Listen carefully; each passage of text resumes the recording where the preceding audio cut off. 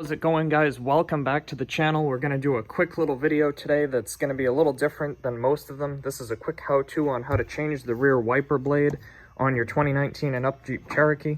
So the first thing we're going to do here is pop up this little cap on the wiper arm. From either side, we can just pull up, keep it at a 90-degree angle there. That'll allow us to lift the rear wiper up off of the glass and give us better access to the wiper blade itself. To remove the wiper blade from the arm, we're going to grab it and twist it a little bit like such to unlock it. And once it is unlocked, it should just pull straight off like such. Now we'll grab the new wiper blade and put it on here. So here we have the new wiper blade. We're going to take that pin in the center and we're going to slide it directly onto the groove in the wiper arm like such.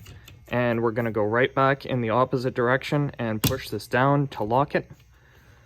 Put the wiper back down on the glass and lock the cap back down. And it is easy as that. If you guys found this helpful or interesting, please feel free to like the video, subscribe to the channel, and turn on your post notifications so you won't miss out on any further helpful videos like this. Thanks so much for watching, guys. Have a great day.